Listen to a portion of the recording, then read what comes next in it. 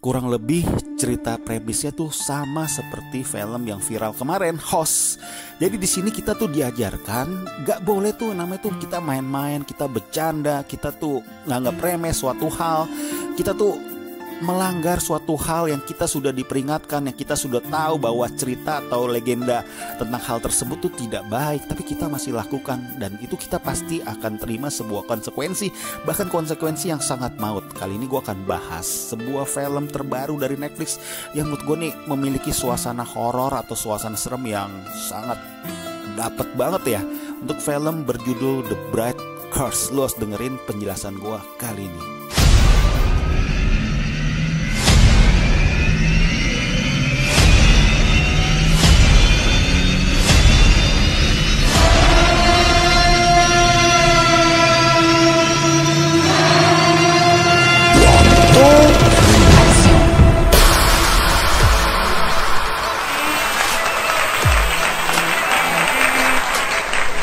Jangan lupa support dan subscribe watching movie channel Terima Kasih.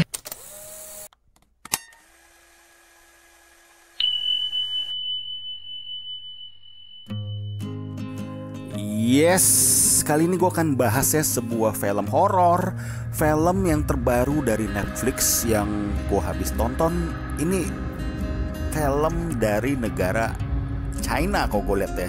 Kalau di Netflixnya tuh dibilang Tiongkok, nih udah pasti sih dari China. Dan ini hantu-hantu China bikin gue memorable banget ya. Sekali lagi ini menanamkan rasa serem ya menurut gue ya. Membuat gue tonton ceritanya sih menurut gue sih klise-klise aja atau biasa aja.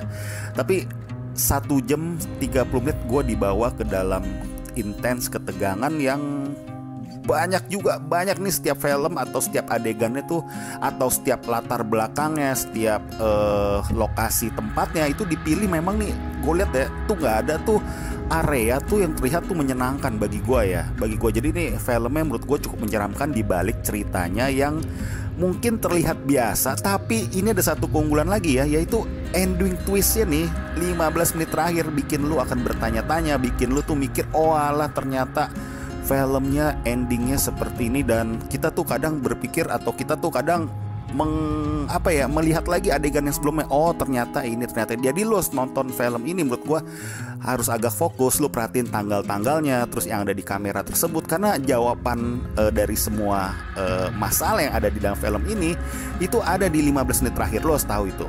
Jadi ceritanya cukup ngebelokin atau ending twistnya menurut gua ini cukup bagus ya. Awalnya gue pikir film ini, gue nontonnya tuh kan kemarin tuh sekitar jam 11 malam. Gue tonton, memang sih ini adalah cerita urban legend ya, atau cerita rakyat yang, jadi cerita gini ya, gue secara singkat aja gue bacanya. Jadi ini adalah ada di suatu universitas tuh yang sudah tua, yang sudah ada desas-desusnya. Memang universitas ini nih ada beberapa ruangan atau beberapa lokasinya, terutama tuh di tangga ya, di tangga deket danau, pinggir danau tersebut itu menyeramkan. Dan itu memang ada satu reporter, jadi di dalam film ini ada suatu jurnalis atau reporter wanita yang dia tuh menyelidiki kenapa hal-hal ini nggak terungkap, terus hal ini tuh seperti ditutupi oleh pihak universitas.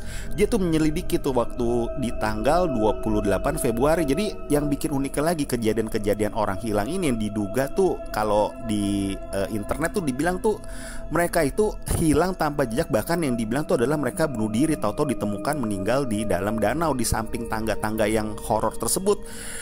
Dia tuh nyelidiki satu demi satu, terus dia lihat jadi ini urutan filmnya adalah, lo harus tahu ya bahwa ini ada kayak bagian flashback, kayak ada bagian cerita dalam suatu cerita tuh. Ketika sang jurnalis lagi meneliti tuh ada adegan-adegan tuh yang di dalam film ini ceritakan bahwa hal-hal tersebut terjadi seperti itu sih. Jadi hal-hal seperti mereka tuh kayak uji nyali. Jadi tuh di setiap bulan Februari, di akhir Februari, kalau dia bilang tuh adalah tahun kabisat yang ada tanggal 29 tersebut, mereka tuh mengadakan uji nyali ya. Ada sekitar beberapa mahasiswa tuh mengajarkan uji nyali yang dari tahun 2012, 2016, bahkan setelah kita udah nonton film itu sudah berlangsung 30 tahun. Dan selalu terjadi tuh hal-hal yang misterius ya. Hilang lah, terus ada desas-desus bahwa di sana ada orang yang diperkosa, terus jadi hantu gentayangan. Nah itu baik desas, tapi yang semua itu terlihat belum pasti. Dan akhirnya tuh sang jurnalis tuh neliti dan itu ditampilin ya, kayak flashback kayak gitu, adegan-adegan tuh mereka tuh hilangnya kenapa, yang bikin gue tuh nontonnya juga walaupun gue anggapnya ceritanya nggak terlalu spesial ya, tapi lokasinya, terus jump scare-nya, lokasi kayak WC-nya, terus lu lihat di sana WC sekolahnya, lift sekolahnya, terus ada ruang tata rias dari universitas tersebut, yang kalau orang bilang tuh adalah adegan mannequin-nya ya, patung-patung itu juga menurut gue serem. Itu serem. Lumayan film nih, dibalik ceritanya yang mungkin kelihatan klise bagi lu, atau lu lihat kok kayak kelam banget, film ini menampilkan sebuah cerita atau reretan sequence yang menurut gue ya serem.